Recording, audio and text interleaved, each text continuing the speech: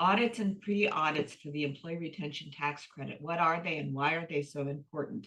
What's happening with the lawsuits in this area? What's happening with the audits that are ongoing?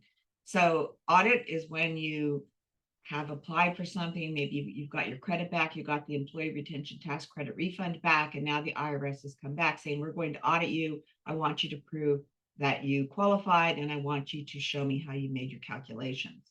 Pre-audit is Form 6612. This is fairly new. The IRS sends this to you before they send you the refund for the ERC, and they want you to, again, prove that you qualified and how you qualified. It's very important to respond to that letter or the IRS will deny your ERC. You have 30 days to respond to that. So many tax professionals are following what's going on in the area of lawsuits with the IRS. And a few of the things I wanted to bring to your attention, because this is going to change the landscape of how we approach audits and pre-audits with the IRS, which is how they're being handled. So there was one suit that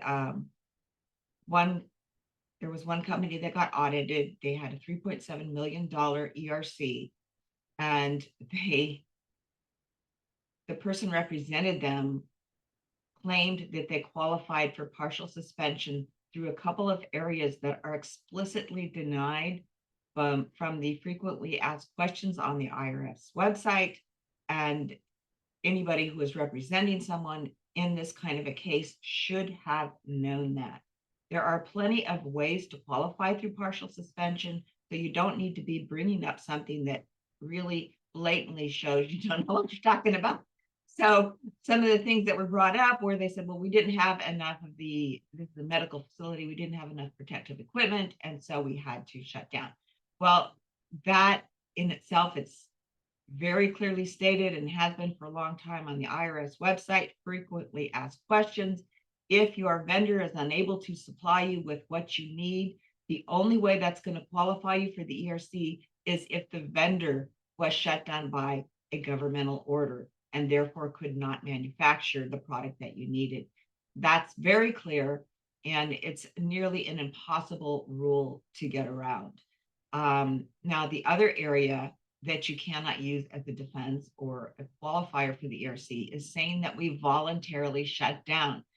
Okay, not enough people came in, so we voluntarily closed that office. No, that carries suspension. Again, it's been on the IRS website for a long time. This does not qualify you for the ERC. So why at this time is anybody using that as a qualifier? There's plenty of other places to qualify. So in this same case, and a lot of rolling eyes are going on in the accounting professional community about this, because in this lawsuit, it was a $3.7 million ERC, as I said. This client qualified by reduction in gross receipts for $2.7 million. And everyone is like, that's the easiest way to qualify. Why were the people who were representing this client, why did they not bring this up? And because they didn't bring it up after the case was closed, the IRS says you could have, but you didn't. And therefore, we're denying this claim. So they lost out on a $3.7 million claim, and now they're coming back. Okay, so what's happening? Very important for us to be following this, because this is going to make a difference in how we approach any audits. So here, what they're claiming at this point is that there's a violation of the APA. What's the APA? Administrative Procedural Act. So essentially, in layman's terms, this means the IRS took it upon themselves to redefine the law. And they go into this in this, I'll leave a link to this too. So the IRS took it upon themselves to define the law. And some of these definitions, as we all know, let me get down to page 8, I think it is.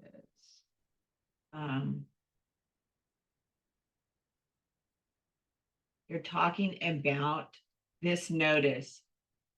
IRS promulgated unlawful legislative rules through Notice 2021-20, which came out in March of 2021. So here we have a law that's been out for more than a year. And what we're seeing is that the IRS is now narrowing the qualifiers for the employee retention tax credit. So this is where the lawsuit is going, saying that the IRS has no authority to do that.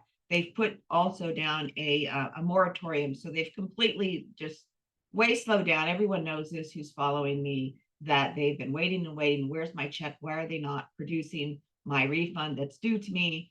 And they put a moratorium on that. That is also mentioned in this lawsuit, that under what authority do they have to be doing this? The IRS should have put out some kind of way to monitor the ERC. There was blatant fraud where people who didn't even have employees got over $1 billion in refunds. And then you have all the small businesses like probably you, who have been waiting for over a year to get a refund that's legitimately due to you. So what is so important about this is two things. One is when you're representing someone for an audit, or you're being represented for an audit, that person needs to know the basics. Sorry, drum roll, eye roll. All the accountants are like, OMG.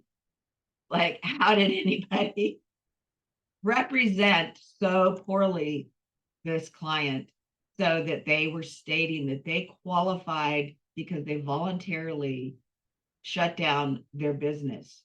It's completely not a qualifier. And so knowing how to represent is extremely important.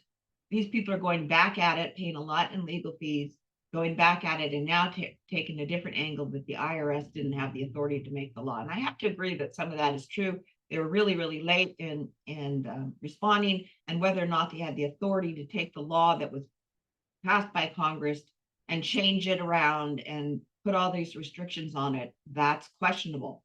So some of the other things that came out with these bulletins was whether or not owner wages could be used for the employee retention tax credit. Now, owner wages could be used for the PPP, but not the ERC. So here we are, that came out way late as well. So some of the claims that went in for the ERC included owner wages, and then later it got defined. It's still confusing how it was written, but that owner wages and family members of owners' wages could not be used for the ERC. So all of that is now just on the table again. Like, if this lawsuit, if they win in this lawsuit that's back against the IRS, then it just opens up a can of worms as to how do you really qualify for the ERC. It's being questioned now. So few points to keep in mind: have somebody who's knowledgeable represent you in an audit, have somebody who's knowledgeable represent you if you get Form 6612. And we have to keep an eye on the news and on these cases. And a shout out to Dan Chodan, who's the one that brought this case to my attention. Keeping an eye on what's going on legally with these cases, because it's going to change how everyone qualifies by how this case ends up.